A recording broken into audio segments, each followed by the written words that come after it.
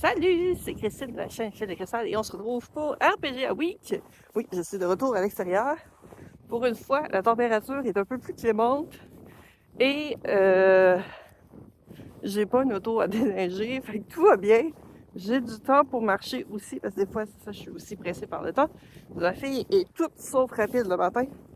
Je pense que c'est commun à beaucoup d'enfants. Si vous avez des idées de motivation pour les enfants pour qu'ils se dépêchent de se préparer le matin, je suis très preneuse. Écrivez-moi ça dans les commentaires. Je sais que chaque enfant est différent, mais des fois, avoir des astuces de plus à essayer, c'est toujours bon. Donc, quand un parent demande, là, c'est le bon moment d'en parler.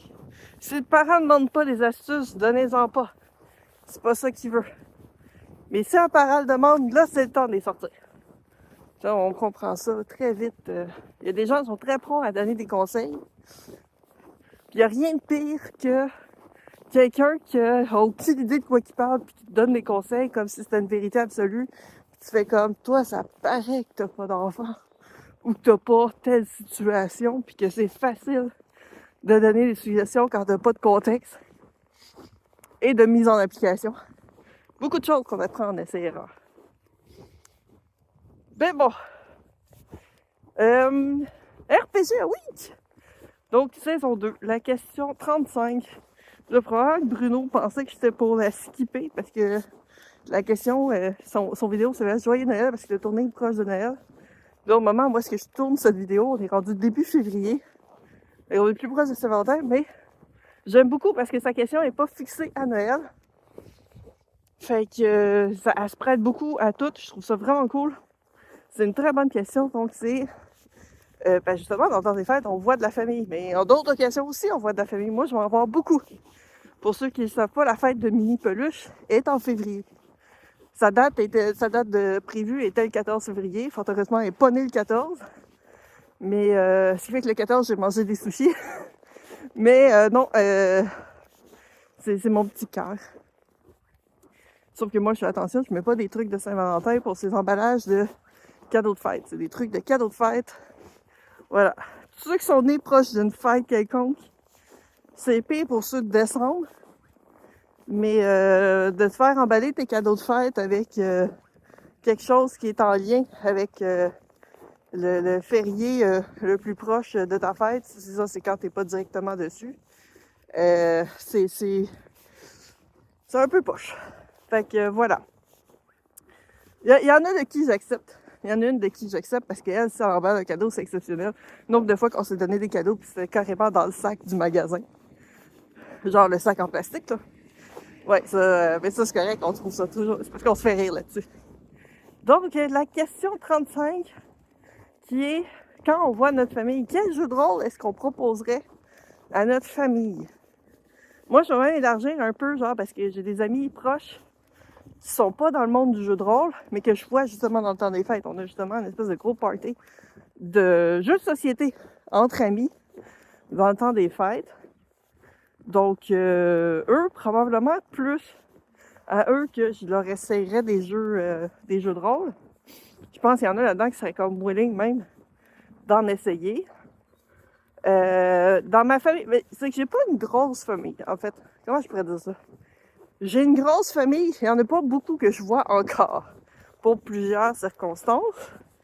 La famille de mon père est très, très, très, très, très grosse. Il était 11 frères et sœurs à la base. Mais mon père était le 10e des 11 enfants. Fait que vous comprendrez que ça fait un espèce d'escalier. Hein. Ils sont pas tous nés à 1 an d'intervalle, les enfants. Il y en a qui ont 2 ou 3 ans entre chacun. C'est au fait que, ben, mon père avec son frère le plus jeune, il y a 1 an. Puis quand le plus jeune avait 4 ans, leur sœur, la plus vieille, a eu un enfant. Fait qu'il était mononcle à 4 ans. Puis mon père était mononcle à 5 ans. Fait que, tu sais, ça vous donne une idée, ma cousine la plus vieille a 1 an de moins que ma mère. Tu sais, c'est à ce point-là. Fait qu'il y a beaucoup de monde que je voyais quand j'étais plus jeune. Puis là, ben, il y en a beaucoup qui sont décédés aujourd'hui. Il y en a qui sont décédés très jeunes. Ceux qui le savent, mon père est décédé à 42 ans, donc quand même très très jeune. Puis je vous dirais que à partir du décès de mon père, il y a beaucoup de membres de la famille que j'ai comme moins vus. Puis aujourd'hui, en dehors de ma marraine, C'est pas mal la seule que je vois du côté de mon papa. Fait que c'est sûr que, ben, ma marraine, qui a à peu près l'âge de ma grand-mère, c'est pas tant le genre à jouer à des jeux. Elle, ça serait plus comme écouter la télé, puis dessiner, faire du bricolage. J'ai fait du diamond painting, mon oncle fait des casse-têtes. C'est plus dans ce style-là. Ben, je me verrais pas tant faire un jeu de rôle avec eux. Si je regarde du côté de ma mère, à l'inverse de mon père, qui sont une immense famille, ma mère, elle a juste une sœur. Mes deux parents sont dans la famille des baby boomers, ce qui est un peu exceptionnel qu'elle ait juste une sœur. Ben, après que ma grand-mère a eu sa deuxième fille, le médecin il a carrément dit vous cessez d'avoir des enfants parce que vous risquez d'y passer. C'est à cette époque-là, c'était pas quelque chose qui était commun de dire. Puis ma grand-mère l'a très mal pris parce que, oh mon Dieu, il faut faire des enfants. L'Église veut qu'on fasse des enfants. Mon grand-père fait que ben, c'est parce que ça me tente pas d'être tout seul à les élever. Hein. On n'est pas à ce point-là. Fait que, voilà. Fait que, ben, mes grands-parents sont tous décédés aujourd'hui. Fait que c'est sûr que c'est un peu difficile, à moins d'avoir une classe de Ouija, de jouer à des jeux de rôle avec eux. Je sais, j'ai un humour très particulier avec la mort, mais c'est quelque chose qu'on dirait que j'ai fini à accepter plus facilement quand t'as un parent qui décède très jeune. Ma mère aime pas les jeux de base. Tout ce qui est jeux de cartes, jeux de société, elle aime vraiment pas ça. Elle aime pas les casse-têtes. Fait que c'est sûr, c'est des trucs d'enquête. Ben, peut-être un truc d'enquête, parce que ma mère tripe sur les romans policiers. C'est elle qui m'a fait connaître Agatha Christie, que je raffole. Fait en moins que ce soit un jeu de rôle, style vraiment une enquête, énigme à résoudre, je pense pas que je réussirais à l'attraper avec ça. Ma tante, je la connais pas assez. Mes cousins, j'ai 3 cousins et cousines. Mais j'ai genre entre 13 et 18 ans de différence avec eux, fait que je les connais pas. Je connais leur nom. Il y en a un qui sait que sa fête est au mois de juin, puis les autres, j'en ai aucune idée. Fait que tu sais, ça, c'est ce que je connais de... Je sais que la plus jeune est mariée parce que j'avais reçu l'invitation, puis j'ai fait comme... Pourquoi est-ce que j'irais à un mariage de quelqu'un que je connais pas vraiment? Je veux bien croire que c'est ma cousine, mais... C'est gentil qu'elle m'invite, mais c'est parce qu'elle invitait tout le monde, puis... Fait que j'ai fait comme, bah, je vais y envoyer un cadeau de mariage, puis voilà. Quand c'est moins compliqué. Ah oui, c'est vrai, là, ils ont enlevé les trucs de... J'ai fait comme mon chemin habituel, sauf que là, normalement, je marche sur la piste cyclable qui n'est plus là en ce moment. Bon, ben, quand même large. Fait qu'on va essayer de pas se faire frapper. Il y a comme pas de trottoir dans une partie du chemin que je fais durant l'été. D'habitude, durant l'hiver, je retourne sur mes pas. Là, ben, je suis comme pris avec vous, là. Je suis trop distraite. Donc, voilà. Fait que mes cousins et cousines, je vois pas. Puis j'ai un frère. Mon frère, oui. Mon frère serait willing, peu importe le jeu. D'ailleurs, c'est lui qui m'a initié à mon premier jeu de rôle, qui était Guerre et Quête. Oui, je fais partie des exceptions qui n'ont pas commencé à jouer avec D&D. Est-ce que c'est pour ça que j'ai plus de facilité à switcher de jeu? Je sais pas. Peut-être. Est-ce que j'ai un invité avec Guerre et Quête? Aucune idée. Je serais incapable de me souvenir c'est quoi les règles. J'ai pas joué énormément. Mais ouais, mon frère serait probablement willing à jouer à des jeux de rôle. Dans le style fantasy, Medieval Fantasy, il aimerait ça. Mais je pense qu'il y a un peu tout et n'importe quoi. Mais il serait pas mal tout seul. Sa blonde, je pense pas que ça l'intéresserait tant que ça d'embarquer là-dedans. Fait que je suis comme un peu pris au niveau de la famille. Mon chum, lui, ça ne dérange pas. Je l'ai déjà embarqué dans certaines parties de jeux de rôle. C'est déjà arrivé que pour ma fête, ce que je demandais, c'était un one-shot. Puis il avait embarqué. Tu sais, il trouve ça fun. Il en a joué à des jeux de rôle quand il était ado. Mais ça a comme passé. Tu sais, c'est comme, ben... il a eu son trip. Il a exploré ça. Il a eu du fun. Il a vraiment trippé. Puis après ça, ben... c'est comme, ben OK, j'ai exploré ça. C'était le fun, mais pas assez pour dire qu'il continue. Puis c'est correct aussi. Des fois, on a des passe-temps même qu'on explore, puis on aime ça, mais on fait des choix entre différents autres passe-temps. Puis c'est ce qu'il a fait. Il y a d'autres passe-temps qu'il préfère, puis qu'il aime mieux passer le temps là-dessus, puis c'est bien correct. Puis ce qui est cool, ben, c'est qu'il m'empêche pas, moi, de le faire, parce qu'il sait que moi, je trouve ça fun. Au même titre que lui, il y a des trucs qu'il aime que je tripe pas. Ça s'appelle la bonne communication de couple. Fait que oui, lui, je pourrais l'embarquer dans à peu près tout et n'importe quoi. Il trouve ça super le fun. J'en parle de mes parties parce que souvent, je suis assis à l'ordinateur à côté de lui. Fait qu'avec mes écouteurs, ben, il entend juste ce que moi je parle. Fait qu'il n'y a pas nécessairement tout le contexte. Mais c'est déjà arrivé sur des parties streamées qu'il allait écouter le stream en même temps que je faisais la partie. Fait que j'étais assis à côté. Fait que des fois, il y avait ma réponse avant la situation qui se passait dans l'écran. Fait que ça, c'était vraiment très drôle. Mais ça lui permettait de comprendre certains contextes. Sinon, fait que ouais, lui, je pourrais l'embarquer dans n'importe quoi. Dans quel système? Lui, c'est pour un one-shot, il pourrait essayer à peu près n'importe quoi, juste pour le fun. Ça ne dérangerait pas. Il n'est pas fixe à un jeu ou un système. C'est ça, lui, à l'époque qu'il jouait, c'était Donjons et Dragons 3e, 3.5. Peut-être plus 3.5. Il jouait à 2 DM. Lui, il était le DM de l'histoire. Puis PL, c'était le DM des règles.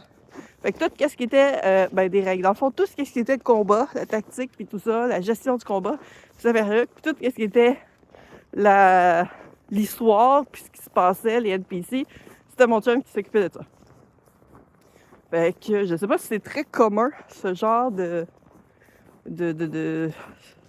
C'est pas un système, parce que c'est eux qui ont décidé d'arranger ça comme ça, mais ce genre d'arrangement-là, avec plus d'un MJ dans la même session. Je sais qu'il existe des parties de MJ rotatifs. Là, je suis en train de partir sur plein de sujets complètement par rapport. Qu'est-ce qu'on a aussi? Ouais, c'est ça. Dans mes amis proches, Melinda, parce que j'y en ai parlé, parce qu'elle aussi, elle serait bien gros sur Labyrinthe, le film. J'y avais dit que j'avais le livre. Fait qu'elle, ça y tenterait probablement de jouer une partie de Labyrinthe. Mais comme les soirées de jeux de société qu'on fait, ben on n'aurait pas le temps d'explorer comme tel le jeu. Mais ouais, ça, c'est quelque chose qui probablement l'intéresserait, elle. Sinon, je regarde... c'est ça, j'ai d'autres groupes d'amis avec qui je joue à des jeux de rôle, ben c'est sûr qu'eux sont toujours willing d'essayer des nouveaux jeux. Mais si je prends juste ma famille, c'est ça, j'ai pas grand monde, il y aurait mon frère. Du côté de mon conjoint, lui aussi, il a un frère. Il y a beaucoup de jeux vidéo, un petit peu jeux de société, ça dépend quoi. Mais je pense pas que jeu de rôle, tant que ça y tenterait. Sauf si j'embarque ma fille. Là, si ma fille embarque, oui, lui, il va embarquer. Ah, ben oui, ma fille.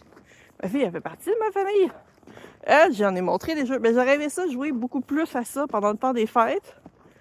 Mais je sais pas si j'en ai parlé dans les anciennes vidéos, mais on a été extrêmement malades pendant presque 2 semaines. Dont Noël et la veille de Noël. Donc, ça a comme coupé beaucoup les festivités. Mais Contes de Noël, par le gnome archiviste, qui est un excellent jeu. Ma fille, j'y ai montré un petit peu. On a fait déjà les 2 histoires du livre de base. Du livre qui existe maintenant. Moi, j'ai accès aux scénarios qui vont sortir dans le prochain livre parce que je fais partie de ceux qui corrigent les textes. J'ai demandé, je peux-tu les faire passer à ma fille? Finalement, on a été malades. Fait que j'ai pas eu le temps de les faire passer. Ma fille va être bêta-testeuse de jeux de rôle. Et écoute, à 4 ans. Presque 4 ans. Moi, je tourne la vidéo, elle n'a pas encore son 4 ans.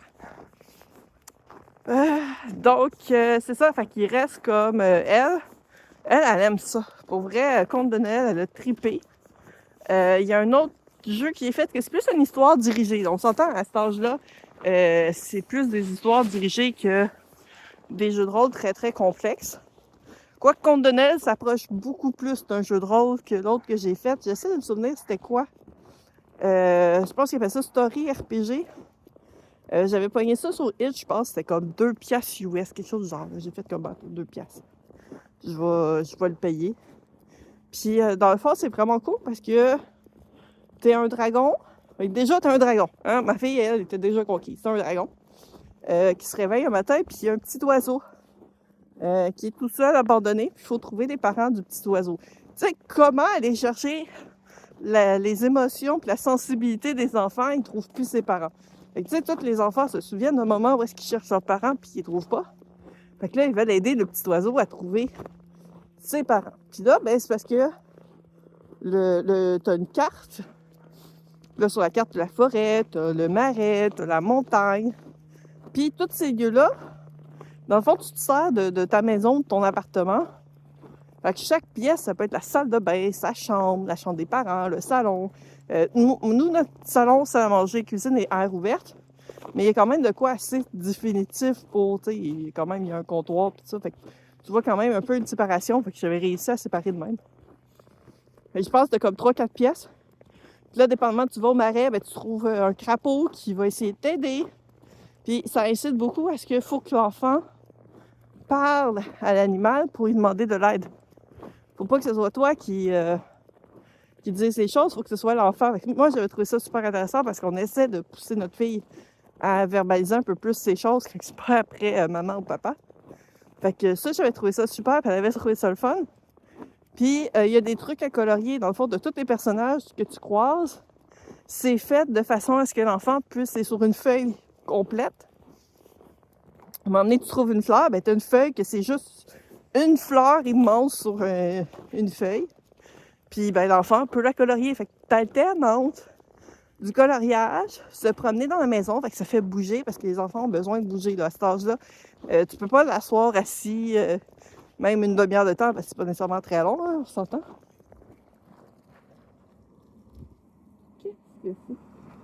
Ok, c'est 2 écureuils qui se couraillent après. J'étais comme, j'entendais du bruit au début, je pensais que c'était comme de l'eau.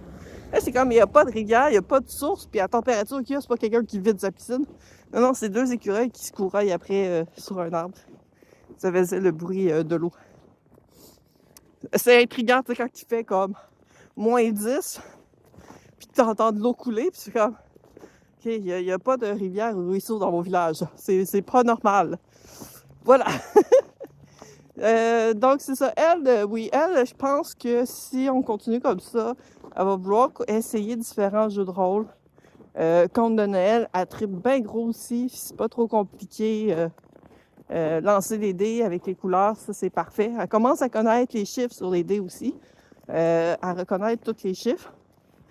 Fait que ça va peut-être aider aussi pour certains autres jeux qui sont pas avec des couleurs.